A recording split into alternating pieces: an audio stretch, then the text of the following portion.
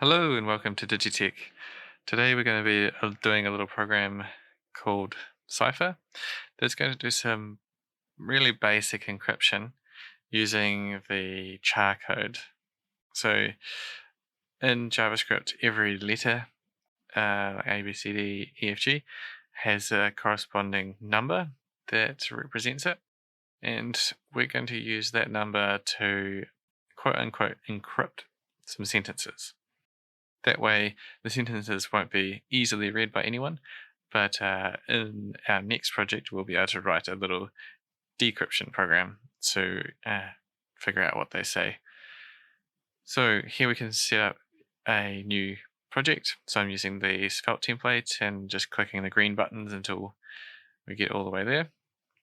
And now that we're in the project, which I've just called Cipher, we can do npm install to install all the dependencies for this particular Svelte project.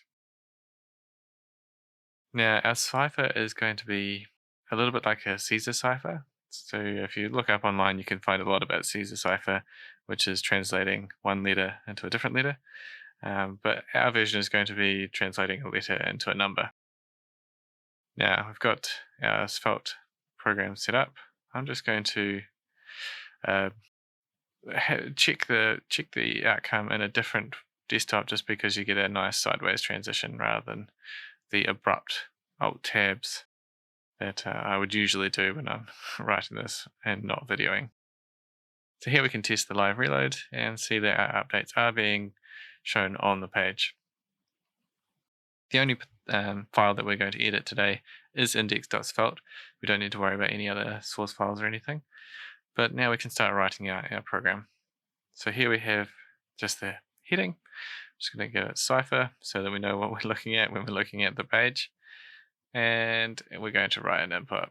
So going to wrap our input in a label so that if you click on that text label, it'll start writing into this input field. Now, input's going to be type text.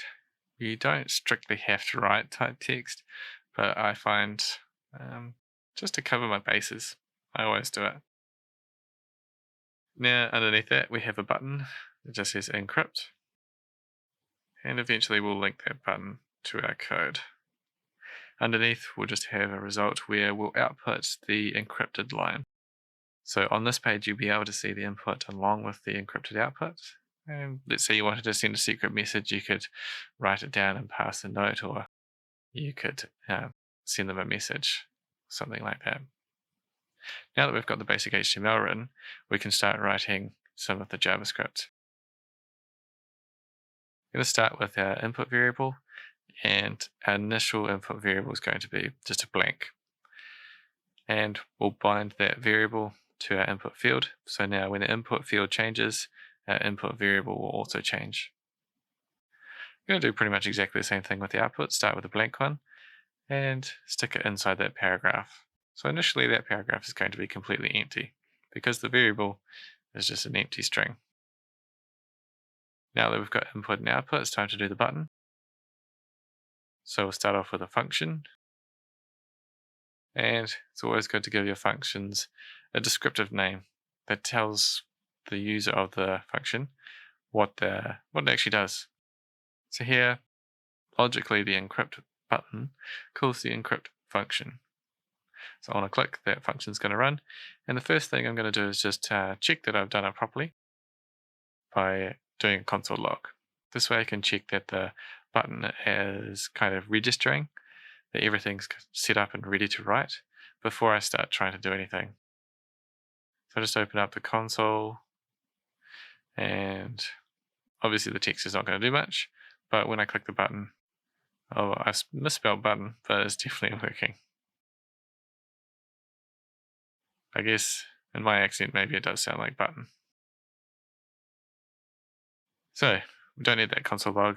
You can leave it in there if you want. It's not going to affect anything really. And it's always useful to have a bit of output to the console log to say what your program is doing. But here in our encrypt function, we're going to start off by initializing some variables. So we've got a plain text and ciphertext. The difference between those is in the name. The plain text is going to be plain old readable English for the input. I guess it doesn't have to be English, but it's just human readable. And then underneath that, ciphertext is empty at the moment, but ciphertext is what we're going to fill up with our encrypted text.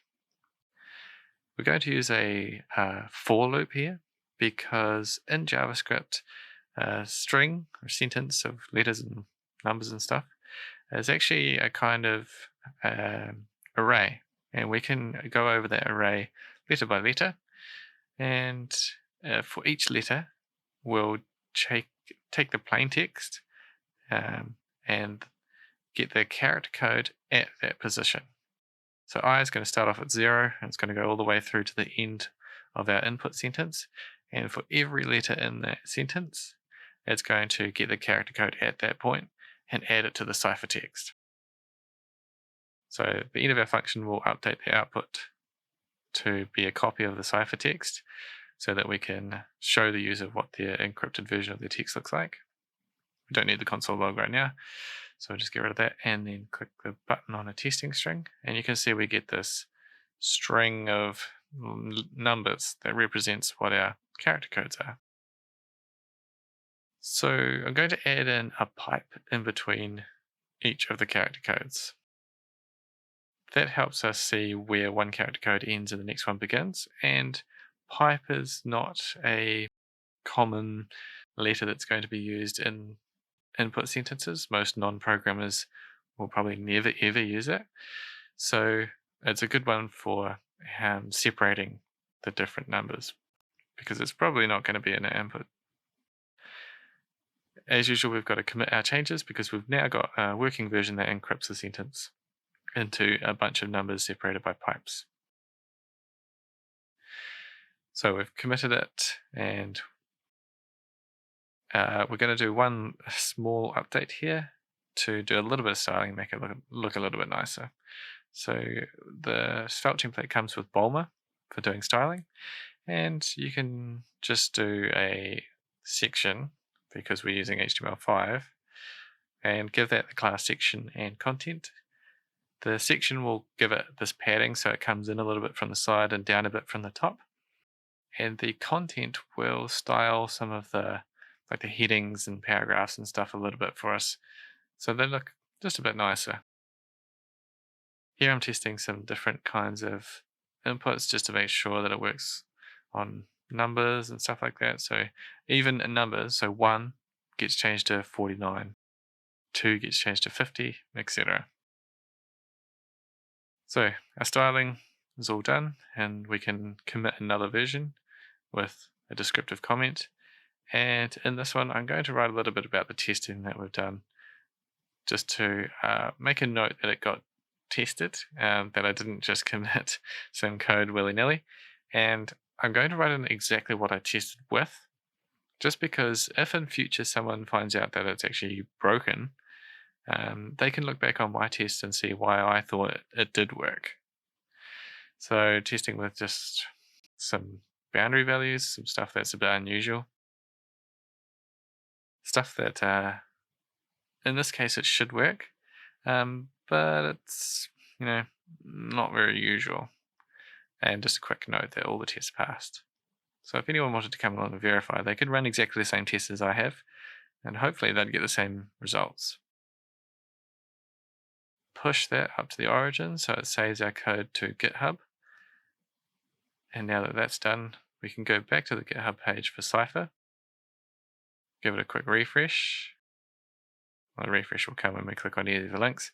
Have a look at the code, and all our changes are in there, including the styling, which was the latest update, so we know that that's up to date. That'll do it for the first part of Cipher. Next, we're going to add in a decrypt function.